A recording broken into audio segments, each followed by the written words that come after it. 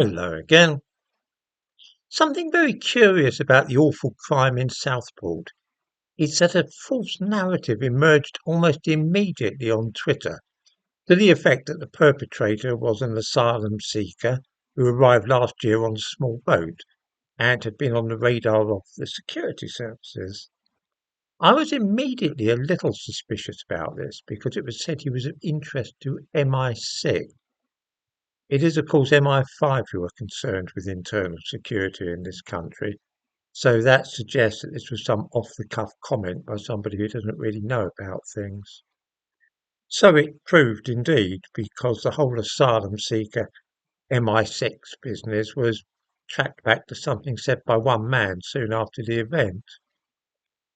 It was also circulating widely on Twitter and elsewhere that the perpetrator was a Syrian and an Arabic name was given, which should immediately have aroused suspicions, because as soon as I heard this name, Ali al-Shakhasti, I smelt a rat. It's cognate with the Hebrew, only a lechabaita, which simply means I'm going home. It's not a real name at all. It's something an Arabic phrase that someone has just claimed to be the name of the guy that carried out stabbings. There is now a later theory, which is that he was Rwandan. Whatever his background, he wasn't an asylum seeker, but he was actually born in Wales.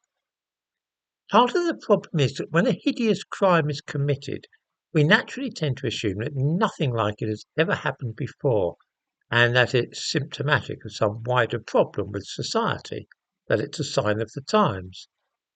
This is not necessarily so. The person arrested is a teenage boy. Let me just tell you a story about a truly shocking stabbing murder of a child by a boy, which took place in England 64 years ago, and lets us keep things in perspective and reminds us that crimes like this do happen from time to time.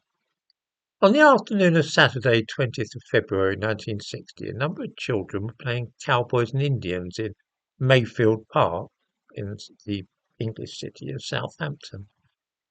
Among them was a 9-year-old girl called Iris Dawkins. There were no adults with them.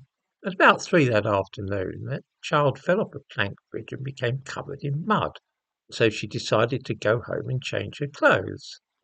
A woman living in a house next to the park saw a child whom she believed to be Iris walking away from the stream accompanied by a boy. This was the last time that she was seen alive. When Iris Dawkins was found dead later that day, it was at once seen that she had been the victim of a frenzied attack by somebody armed with a knife. The little girl had been stabbed no fewer than 38 times.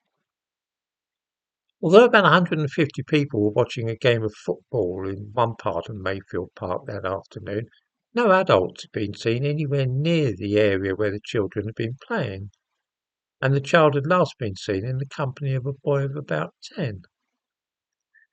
The police focused their attentions on the children who had been in the park, and they found a 10-year-old boy who not only admitted having been with Iris on the afternoon she died, but also made a statement in which he admitted killing her.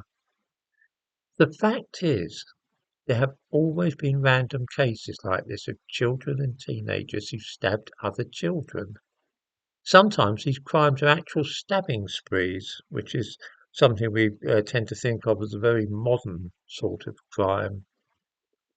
In January 1927, in Castleford, which is a town in the north of England, two schoolboys stole a couple of penknives from a shop.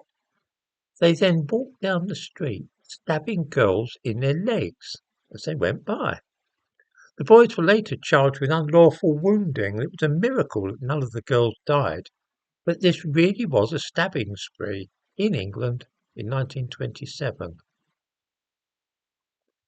I'm only mentioning these things because I think it's worth stopping for a moment. Certainly, stabbing sprees in this country these days tend to be the work of people of either a particular religion or certain ethnicities, and now often associated with paranoid schizophrenia. But that doesn't mean to say that nobody has ever been on a stabbing spree in England before mass immigration began.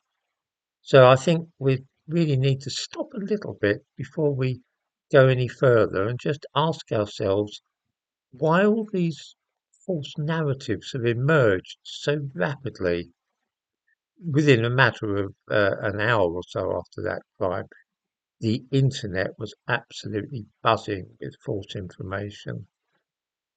So, yes, it's certainly a terrible crime, but it's also interesting from a sociological viewpoint to see how quickly um, stories and lies are invented about something of that sort.